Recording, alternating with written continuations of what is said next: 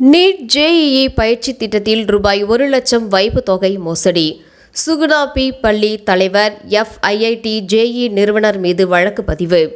கோவையில் செயல்பட்டு வரும் சுகுணா பி. பள்ளி மற்றும் FIIT ஜேஇ நிறுவனத்தின் ஒருங்கிணைந்த பயிற்சி திட்டத்தில் மாணவர்களை சேர்த்த பெற்றோரிடம் வசூலிக்கப்பட்ட பாதுகாப்பு வைப்பு தொகையை திருப்பி வழங்காத எழுந்த புகாரின் பேரில் பள்ளி தலைவர் மற்றும் FIIT ஜேஇ நிறுவனருக்கு எதிராக பீளமேடு காவல்துறையினர் மோசடி வழக்கு பதிவு செய்துள்ளனர். கோவை வட்டமலைப்பாளையத்தை சேர்ந்த விக்ரம் என்பவர் அளித்த புகாரில் தனது மகனை 2023ஆம் ஆண்டு சுகுணா பி. பள்ளியில் சேர்த்தபோது FIIT ஜேஇ நிறுவனத்துடன் இணைந்து நடத்தப்பட்ட நீட் ஜேஇஇ பயிற்சி திட்டத்திற்கு ரூபாய் 1,00,000 பாதுகாப்பு வைப்பு தொகை செலுத்தியதாக தெரிவித்துள்ளார். பயிற்சி மற்றும் பள்ளி படிப்பு முடிந்த பின்னரும் 60 நாட்களுக்குள் அந்த தொகையை முழுமையாக திருப்பி வழங்கப்படும் எனவும் பள்ளி நிர்வாகம் FIIT ஜேஇ நிறுவனம் உறுதியளித்திருந்ததாக கூறப்படுகின்றது. ஆனால் 2025 பிப்ரவரி மாதம் பள்ளி முடிந்த பின்னரும் பல முறை கோரிக்கை விடுத்தும் பணம் திருப்பி வழங்கப்படவில்லை என அவர் குற்றம் சாட்டியுள்ளார்.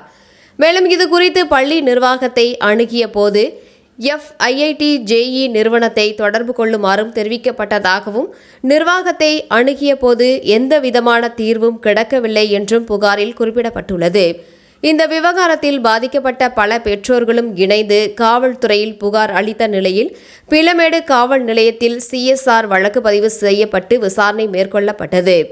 சுகுணா பி. பள்ளி தலைவர் லட்சுமி நாராயணசாமி மற்றும் FIIT ஜேஇ நிறுவனத்தின் நிறுவனர் தினேஷ்குமார் கோயல் ஆகியோர் மீதும் வழக்கு பதிவு செய்யப்பட்டுள்ளது.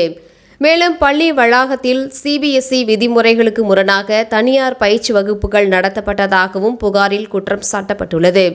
இதுகுறித்து காவல்துறையினர் விசாரணை நடத்தி வருகின்றனர். இந்த வழக்கின் விசாரணையை பீளமேடு காவல் நிலைய ஆய்வாளர் சரவணன் தலைமையிலான போலீசார் மேற்கொண்டு வருகின்றனர். கல்வி நிறுவனங்கள் மற்றும் பயிற்சி மையங்கள் வசூலிக்கும் பாதுகாப்பு வைப்பு தொகைகள் தொடர்பாக இந்த வழக்கு முக்கியத்துவம் பெற்றுள்ளதாக கருதப்படுகின்றது.